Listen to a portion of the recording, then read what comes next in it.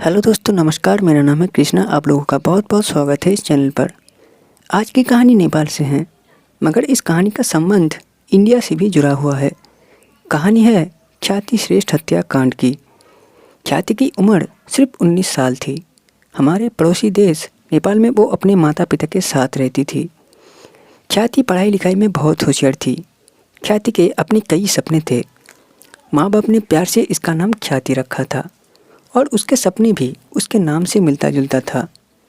वो अपने लाइफ में बहुत कुछ करना चाहती थी, लेकिन फिर उसके साथ एक ऐसी घटना घटी जिसने पूरे नेपाल को हिला के रख दिया।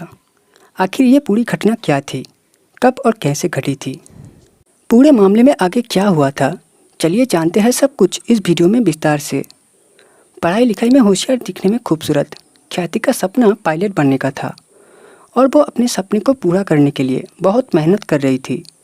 अपनी बेटी की इसी मेहनत को देखते हुए उसके माता पिता ने अपना खुद का घर छोड़ दिया और बेटी को पढ़ाई लिखाई में सहूलियत हो, इसके लिए वो अपने घर से हजारों मील दूर काठमांडू में रहने के लिए आ गए।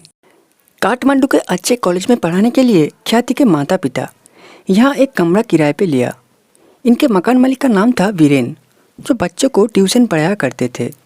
तो ख्याति के लिए ये बात सोने पे सुहागा जैसी हो गई, क्योंकि वो पढ़ने के लिए ही तो यहाँ आई थी और पढ़ाने वाले के घर में ही उसे रहने के लिए जगह मिल गई। ख्याति के परिवार के बीच वीरेन ने अच्छी खासी जगह बना ली थी। कुल मिलाकर आप ये कह सकते हैं कि ये लोग आपस में काफ़ी घुल मिल गए थे। लेकिन एक साल बाद वीरेन ख्याति के परिवार से वो रूम ये कहकर खाली करवा दिया कि पैसों की कमी चल रही है, इसीलिए वो अपने इस अपार्टमेंट को बेचना चाहते हैं। ख्याति के परिवार को अगला कमरा उसके कॉलेज के पास ही मिल गया। फिर 5 जून 2009 के सुबह ख्याति को एक मैसेज मिलता है। मैसेज में लिखा था कि आपने एक मशहूर वुमेन मैगजीन की ओर से आयोजित लकी ड्रॉ में 20,000 रुपये नकद और नेपाल के सबसे मशहूर और सबसे खूबसूरत टूरिस्ट प्लेस पोखरा की टिकट जीती है। इसके कुछ ही देर बाद ख्याति के मोबाइल की घंटी बजती है और जब वो फ़ोन उठाती है तो दूसरी तरफ से एक महिला की आवाज़ आती है। फ़ोन रिसीव करते ही वो महिला मैसेज में लिखी गई बात को दोहराती है और कहती है कि मैं उसी मैगजीन के ऑफिस से बात कर रही हूँ। अगर आप जीती हुई इनाम की राशि और पोखरा की टिकट लेना चाहती हो तो आपको उत्तर सड़क नाम के एक एड्रेस पर आना होगा। ऐसा नहीं है कि ख्याति अनजान कॉल पर यूं ही भरोसा कर लिया। उसने ये बात अपने माता पिता को बताई। ये बात सुनकर वो भी बहुत खुश होते हैं और तय करते हैं कि ख्याति इनाम की राशि और पोखरा की टिकट लेने जरूर जाएगी। इसके बाद ख्याति श्रेष्ठा वहाँ जाने की तैयारी में लग जाती है और तय समय पर अपने घर के नौकर राम को लेकर निकल जाती है। कुछ घंटों के सफ़र के बाद ये दोनों फ़ोन पर महिला के द्वारा दिए गए एड्रेस पर पहुंच जाते हैं।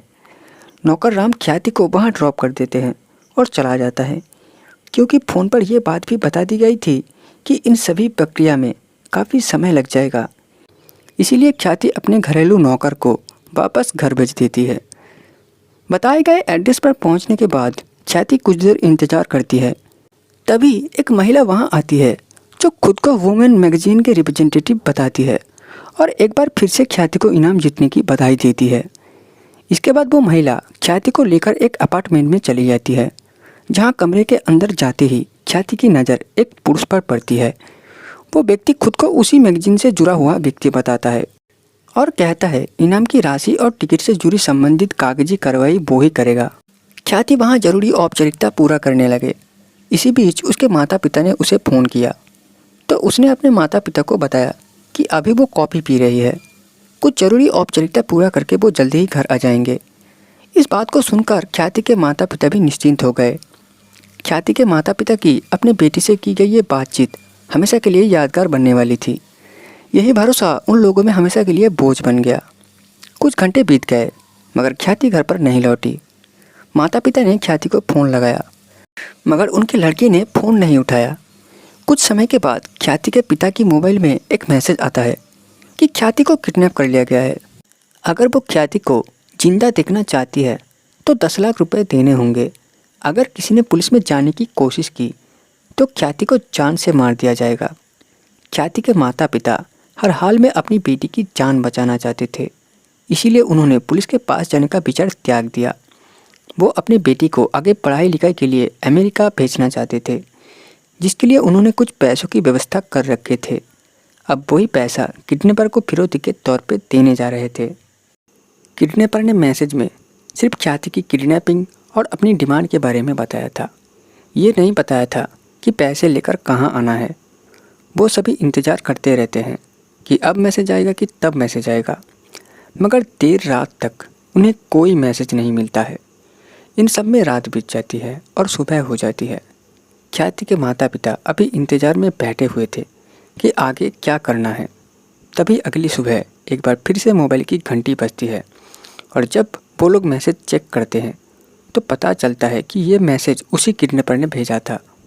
किडनैपर ने मैसेज में ये लिखा था कि 10 लाख रुपए लेकर तुम बुटबाल पहुंच जाओ। बुटबाल नेपाल में ही एक जगह है जो काठमांडू से लगभग 270 किलोमीटर दूर है। मैसेज मिलते ही ये सभी तुरंत पैसे लेकर बुटबाल के लिए निकल जाते हैं। ये बुटबाल पहुंचकर किडनैपर को मैसेज करते हैं कि वो पैसे लेकर आ चुके हैं, बताओ पैसे लेकर कहाँ आना है। इस पर किडनैपर उन्हें थोड़ी देर इंतज़ार करने के लिए कहता है और थोड़ी देर बाद मैसेज करता है कि पैसे लेकर बुटबाल नहीं बल्कि चितवन लेकर आओ। बुटवाल से चितवन की दूरी 160 किलोमीटर थी। ख्याति के माता पिता बिना कोई ब्रेक लिए कई घंटों का सफ़र तय करके चितवन पहुंचते हैं।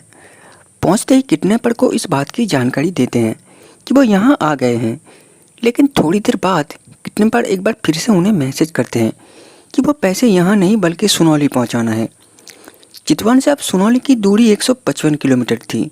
ये लोग अब पैसे लेकर घंटों का सफ़र तय करने के बाद सुनौली पहुंचते हैं, मगर यहाँ पहुंचते ही एक बार फिर से उन्हें मैसेज मिलता है कि पैसे लेकर तुम दार्जिलिंग पहुंचो। मतलब अब उन्हें पैसे लेकर नेपाल की बजाय भारत आने को कहा गया था। सुनौली से दार्जिलिंग की दूरी लगभग 650 किलोमीटर थी। ख्याति के माता पिता के अलावा उनके साथ उनके घरेलू नौकर राम भी था। ये तीनों पहले ही कई सौ किलोमीटर की यात्रा कर चुके थे और बुरी तरीके से थक भी चुके थे, मगर बेटी के ख्याल ने इन्हें जगाए रखा था और पूरी हिम्मत के साथ ये सभी एक जगह से दूसरी जगह भाग रहे थे। ये सभी दार्जिलिंग आने को तैयार हो जाते हैं, मगर 10 लाख रुपए के साथ बॉर्डर पार करना आसान नहीं था। फिर भी पूरी हिम्मत के साथ ये सभी भारत नेपाल के सारी सीमाओं को पार करते हुए दार्जिलिंग पहुंच जाते हैं। जब वो इस बात की जानकारी किडनैपर को देते हैं कि वो पैसे लेकर दार्जिलिंग पहुंच गए हैं, तो एक बार फिर से किडनैपर उन्हें थोड़ी देर इंतज़ार करने के लिए कहता है। वो सोच रहे थे कि शायद उनकी भागदौड़ यही ख़त्म होने वाली है और पैसे देने के बाद वो अपनी बेटी को लेकर सही सलामत घर चले जाएंगे, मगर उनका अंदाज़ा गलत होता है और थोड़ी देर बाद फिर से मोबाइल की घंटी बजती है और इस बार मैसेज में लिखा होता है कि पैसे लेकर काकरभिट्टा आओ। मतलब उन्हें वापस फिर से नेपाल आने के लिए कहा गया था।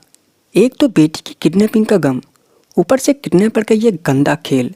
एक जगह से दूसरी जगह भागते भागते इन लोगों का बदन पूरी तरह से टूट चुका था और थकान के मारे हालत खराब हो चली थी, लेकिन उनके सामने कोई दूसरा विकल्प भी नहीं था। वो बेटी को यूं ही मरने के लिए नहीं छोड़ सकते थे। अब वो दार्जिलिंग से काकरभिट्टा के सफ़र में निकल पड़ते हैं। इस बार उनका सफ़र लगभग 100 किलोमीटर लंबा था। कई घंटों का सफ़र तय करने के बाद आखिरकार ये लोग वापस नेपाल के काकरभिट्टा पहुंच जाते हैं। यहाँ पहुंचने के बाद एक बार फिर से ये लोग किडनैपर को इस बात की जानकारी देते हैं और हमेशा की तरह किडनैपर फिर से इन्हें इंतज़ार करने के लिए कहता है। ये लोग एक बार फिर से डरने लगते हैं कि शायद किडनैपर फिर से किसी और लोकेशन पर जाने के लिए कह सकता है, मगर इस बार उन्हें जो मैसेज मिलता है उसमें काकरभिट्टा शहर के ही एक होटल का एड्रेस था। ये जगह वहाँ से ज़्यादा दूर नहीं था।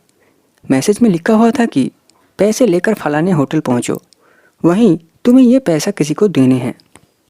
इसीलिए ख्याति के माता पिता पैसे लेकर उस होटल के करीब पहुँच जाते हैं। जैसे ही ये सभी होटल के करीब पहुँचते हैं, इस बात की जानकारी वो किडनैपर को देते हैं। इस पर किडनैपर के ओर से थोड़ी देर बाद एक मैसेज आता है कि पैसे का बैग लेकर होटल के अंदर सिर्फ अपने नौकर राम को भेजो और तुम लोग होटल के बाहर गाड़ी में ही बैठे रहो। इसी बीच उसी जगह पर ख्याति के माँ को एक जाना माना पहचाना सा चेहरा नजर आया। जब उन्होंने उसे देखा तो उसे पहचान गई। वो वीरेन था। वीरेन को वहाँ पर देखकर वो चौंक उठी। उन्हें ये शक था कि हो ना हो इस पूरे मामले में ख्याति के किडनैपिंग से लेकर फिरौती तक के इस मामले में वीरेन का ही हाथ है। जैसा कि मैसेज में कहा गया था, वो दोनों वैसा ही करते हैं और वो दोनों गाड़ी में ही बैठे रहते हैं, जबकि पैसों से भरा बैग वो अपने नौकर राम को देते हैं और राम उस बैग को लेकर होटल के अंदर बताई गई कमरे में चला जाता है। इधर होटल के बाहर मौजूद ख्याति के माता पिता उम्मीद कर रहे थे कि राम उन लोगों को पैसे देगा और साथ में उनकी बेटी को लेकर होटल से निकलेगा, मगर थोड़ी देर बाद वो देखते हैं कि राम खाली हाथ और अकेले ही वापस लौट रहा है। किडनैपर को फिरौती की रकम 10 लाख रुपए देने के बाद बेटी की रिहाई के उम्मीद के साथ ख्याति के माता पिता काकरभिट्टा से अपने घर काठमांडू के लिए निकल चलते हैं। काकरभिट्टा से काठमांडू की दूरी लगभग 450 किलोमीटर थी। ये लोग बिना रुके तेजी से अपने घर के तरफ चलते हैं कि शायद घर जाते ही वहाँ उनकी बेटी उन्हें मिल जाएगी, लेकिन जब ये काठमांडू अपने घर पहुँचते हैं तो इन्हें काफ़ी निराशा होती है, क्योंकि उनके घर पे ताला लगा हुआ था और आसपास भी ख्याति का कोई अता पता नहीं था। इसके बाद वो लोग कुछ देर इंतज़ार करते हैं कि शायद कुछ देर में ख्याति आ जाएगी, लेकिन उनके इंतज़ार था कि लंबा ही होता जा रहा था। थक हार कर एक बार फिर से ख्याति के पिता किडनैपर को मैसेज करते हैं, लेकिन उनके मैसेज का कोई जवाब नहीं आता। फिर वो किडनैपर के मोबाइल पे फ़ोन करते हैं, लेकिन किडनैपर का मोबाइल स्विच ऑफ बताता है। मोबाइल स्विच ऑफ होते ही इन लोगों की धड़कनें काफ़ी बढ़ जाती है और अनहोनी की आशंकाओं में ये सभी डूब जाते हैं। वो रुक रुक कर किडनैपर का नंबर ट्राई करते हैं, मगर नंबर हमेशा स्विच ऑफ बताता है। नंबर स्विच ऑफ बताने के बावजूद ये लोग पुलिस के पास जाने की हिम्मत नहीं जुटा रहे थे कि कहीं किडनैपर को इस बात का पता चला तो वो शायद ख्याति को मार देगा। फिर भी जब कई घंटे इंतज़ार के बाद फ़ोन नहीं लगता है और ना ही ख्याति वापस आती है, तो ख्याति के माता पिता नज़दीक के पुलिस स्टेशन जाते हैं और पुलिस वालों को ख्याति को मिले एसएमएस से लेकर किडनैपिंग और किडनैपर के डिमांड के हिसाब से फिरौती की रकम देने तक पूरी कहानी शुरू से लेकर अंत तक बताते हैं और अपना शक वीरेन पर जाहिर किया। इसके लिए उन्होंने पुलिस को ये बताया कि किडनैपर की बताई हुई जगह पर वो जिस होटल पर रुके थे वहाँ उन्होंने वीरेन को देखा था। पुलिस जब वीरेन श्रेष्ठा के बारे में जानकारी जुटाना शुरू करती है तो पता चलता है कि वीरेन का जन्म 1967 के आसपास भारत के दार्जिलिंग में हुआ था। इसका असल नाम वीरेन प्रधान है। वीरेन का संबंध दार्जिलिंग में एक ऐसे परिवार से है जो काफ़ी पैसे वाला था और किसी भी चीज़ की कोई कमी नहीं थी। फिर भी वो लगभग 20 साल पहले नेपाल अपने पैरों में खड़े होने के लिए आया था। पुलिस वीरेन की कुंडली निकालने के बाद शिद्दत से वीरेन की तलाश में लग जाती है। जांच पड़ताल के दौरान पता चलता है कि वीरेन काठमांडू में ही एक किराए के घर में रहता है। जब पुलिस उस घर पर दबोच देती है तो पता चलता है कि वीरेन वहां से लापता हो चुका है। पुलिस वीरेन को ढूंढने के लिए कई टीम बना देती है, लेकिन वीरेन का कोई अता पता नहीं चलता है। इसी बीच पुलिस को काठमांडू के शहरी इलाकों से दूर ग्रामीण क्षेत्रों में मानव शरीर के अंग मिलने की खबर मिलता है। जब पुलिस वहां पहुंचती है तो उसे एक जगह से हाथ के 3 टुकड़े मिलते हैं। कुछ दिनों बाद उस जगह से कुछ दूर पैरों के कुछ छोटे छोटे टुकड़े मिलते हैं। उन अंगों को देखकर लग रहा था कि किसी ने लाश के छोटे छोटे टुकड़े किए हैं और उन्हें एक जगह ना फेंककर 15 से 20 किलोमीटर के क्षेत्रफल में अलग अलग ले जाकर फेंका है। इन सबके बीच ख्याति श्रेष्ठा को गायब हुए 15 दिनों से अधिक हो चुके थे, लेकिन पुलिस के पास ख्याति का कोई सुराग नहीं था और ना ही पुलिस के पास वीरेन श्रेष्ठा के बारे में कोई जानकारी हाथ लगी थी। इधर बीते कुछ दिनों में जो लाश के टुकड़े मिले थे उसका सर अभी तक नहीं मिल पाया था, इसीलिए पहचान भी नहीं हो पाई थी कि लाश किसकी है। लेकिन 15 दिनों के बाद पुलिस को एक कटा हुआ सर भी मिल जाता है। पुलिस अलग अलग जगह पर मिले गए सभी टुकड़ों को एक साथ जोड़ती है, फिर भी पता नहीं चलता है कि लाश किसकी है, क्योंकि खोपड़ी की हालत बुरी तरह से बिगड़ चुकी थी और पहचानना लगभग असंभव था। इस तरह ये साफ नहीं था कि ख्याति श्रेष्ठा मर चुकी है या वो जिंदा भी है, और किडनैपर और उसके पुराने साइंस टीचर वीरेन श्रेष्ठा में कोई कनेक्शन है भी या नहीं। और जिस होटल में फिरौती की रकम ली गई उस होटल के पास वीरेन का दिखना महज इत्तेफाक था या कोई साजिश। इन सवालों के जवाब पुलिस को अभी तक नहीं मिल पाए थे। शायद एक वीरेन के मिलने से पुलिस को कई सवालों के जवाब मिल सकते थे। इसीलिए पुलिस पहले से कई गुना ज़्यादा फोर्स सिर्फ वीरेन को खोजने में लगा देते हैं। पुलिस की कोशिश इस बार कामयाब होती है और गुप्त सूचना के आधार पर छापेमारी करते हुए काठमांडू के एक जगह से वीरेन श्रेष्ठा को गिरफ्तार कर लिया जाता है। वीरेन को गिरफ्तार करते ही पूछताछ का दौर शुरू हो जाता है।